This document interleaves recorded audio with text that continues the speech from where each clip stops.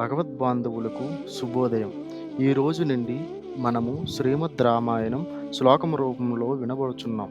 ఈ శ్లోకములు ఏ ఇంటిలో అయితే వినబడతాయో ఆ ఇంటికి ఆపదలు, ఆటంకాలు రాకుండా ఆ శ్రీరామచంద్ర ప్రభు రక్షిస్తాడు అని నమ్ముదాం. అలానే ఈ శ్లోకములు మీ ఇంట రోజు రావాలి అంటే మన ఛానల్ని సబ్స్క్రైబ్ చేసుకోండి. ధన్యవాదములు. शुक्लाम्बरधरम् विष्णुम् शशिवर्णम् चतुर्भुजम् प्रसन्नवदनम् ध्यायेत् सर्वविघ्नोपशान्तये। अथ पञ्चमः सर्गः। सर्वापूर्वमियम् येषामासीत् कृत्स्ना वसुन्धरा प्रजापतिमुपादाय नृपाणाम् जयशालिनाम्। येषाम् ससगरो नाम सागरो येन खानितः षष्टिपुत्रसहस्राणि यम् यान्तम् पर्यवारयन्। इक्ष्वाकूणामिदम् तेषाम् राज्ञाम् वंशे महात्मनाम् महदुत्पन्नमाख्यानम् रामायणमिति श्रुतम्। तदिदम् वर्तयिष्यावः सर्वम् निखिलमादितः धर्मकामार्थसहितम् श्रोतव्यमनसूयता। कोशलो नाम मुदितस्फीतो जनपदो महान् निविष्टः सरयूतीरे प्रभूतधनधान्यवान्।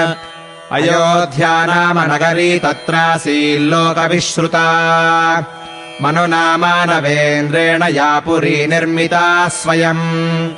आयता 10 च 2 च योजनानि महापुरी श्रीमती 3 विस्तीर्णा सुविभक्तमहापथा राजमार्गेण महता सुविभक्तेन शोभिता मुक्तपुष्पावकीर्णेन जलसिक्तेन नित्यशः। ताम् तु राजा दशरथो महाराष्ट्रविवर्धनः पुरीमावासयामास दिवि देवपतिर्यथा। कपाटतोरणवतीम् सुविभक्तान्तरापणाम् सर्वयन्त्रायुधवतीमुषिताम् सर्वशिल्पिभिः। सूतमागधसम्बाधाम् श्रीमतीमतुलप्रभाम् उच्चाट्टालध्वजवतीम् शतघ्नीशतसङ्कुलाम् वधूनाटकसङ्घैश्च संयुक्ताम् सर्वतः पुरीम्।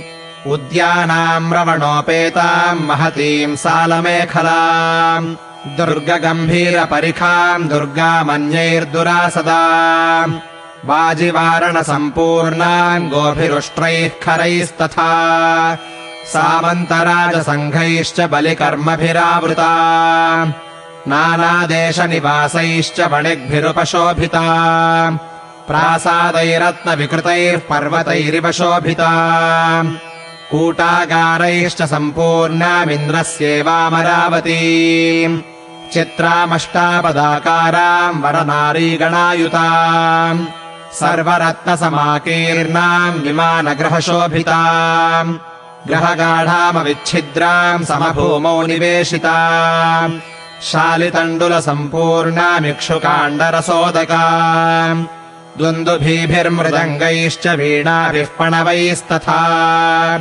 नादिताम् भृशमत्यर्थम् पृथिव्याम् तामनुत्तमाम् विमानमिव सिद्धानाम् तपसाधिगतम् दिवि सुनिवेशितवेश्माम् ताम् नरोत्तमसमावृताम् ये च बाणैर्न विध्यन्ति विविक्तमपरापरम् शब्दवेद्यम् च विततम् लघुहस्ता विशारदाः सिंहव्याघ्रवराहाणाम् मत्तानाम् नदताम् वने हन्तारो निशितैः शस्त्रैर्बलात् बाहुबलैरपि तादृशाणाम् सहस्रैस्तामभिपूर्णाम् महारथैः पुरीमावासयामास राजा दशरथस्तदा तामग्निमद्भिर्गुणवद्भिरावृतान् द्विजोत्तमैर्वेदषडङ्गपारगैः सहस्रदैः सत्यरतैर्महात्मभिर्महर्षिकल्पैर्ऋषिभिश्च केवलैः।